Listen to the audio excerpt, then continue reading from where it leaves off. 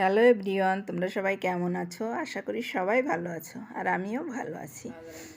আজকে আমার চাটনি খেতে ইচ্ছে হলো। আমার ঘরে ছিল বিলেতি আমরা, আমি সেটাই কেটে নিয়েছি এবং কড়াই বসিয়ে দিলাম ওভেনে। কড়াইতে তেল দিয়ে দিলাম। তেলটা গরম হয়ে গেলে পরে দিয়ে দিলাম আমি 1/2 চামচ সাদা সর্ষে। এখানে কালো সর্ষে দিলেও হয়, আমার ঘরে সাদা সর্ষে ছিল, আমি সাদা সর্ষেটা দিলাম। এইবার আমি এই যে আমি কেটে ধুয়ে রেখেছি, সেই আমড়াটা আমি দিয়ে দিলাম। এখানে পাঁচফোড়ন দিলেও হয়, আমি কিন্তু সর্ষে দিয়ে রান্না করলে আমার বেশি ভালো লাগে, তাই আমি সর্ষেটা দিলাম। এবার দিয়ে দিলাম স্বাদ মতো নুন এবং হলুদ। এবার একটু নাড়াচাড়া করে দিয়ে দেবো একটু জল। এই আমড়াগুলো এখন যা সাইজ, যে বয়স, সেই অনুপাতে আমড়াগুলো খুব বেশি সিদ্ধ হবে না, শক্ত শক্তই থাকবে। তবুও আমি একটা চাটনি বানিয়ে নেব। এবার দিয়ে দিলাম একটা কাঁচা লঙ্কা, এখানে চিড়ে দোফালা করে রেখেছি, মানে 4 খণ্ড হয়েছে, কারণ এই কাঁচা লঙ্কাটা অনেকটাই বড় ছিল। এবার ঢাকা দিয়ে 5-7 মিনিট রান্না করে নেব। এবার ঢাকনা খুলে দেখে নেব কতটা সিদ্ধ হয়েছে।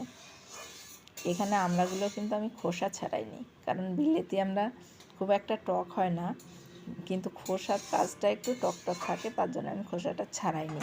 খোসা সমেতই আমি রান্না করছি।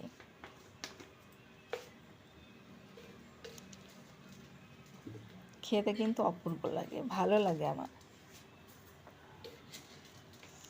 এবার দিয়ে দেবো স্বাদ অনুযায়ী চিনি।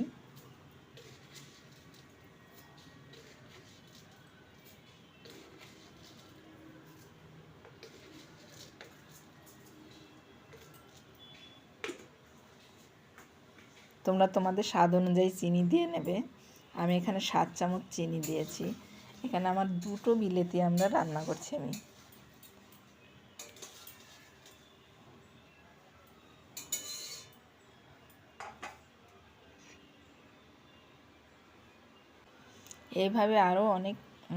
এইভাবে আরও খানিকক্ষণ ফুটিয়ে নেব।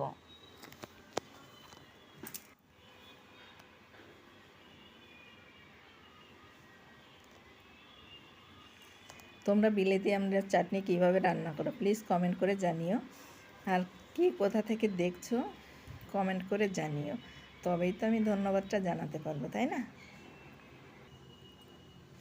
আমার পেজে যদি নতুন হয়ে থাকো প্লিজ পেজটিকে ফলো করে দিও, আর ইউটিউব থেকে দেখলে পরে সাবস্ক্রাইব করে দিও। আমড়াটা সিদ্ধ হয়ে গেছে, এবার আমি নামিয়ে নেব। এর চাইতে বেশি মানে হবে না, নরম হবে না, কারণ আমড়াগুলো শক্তই থাকে। এবার নামিয়ে নিলাম।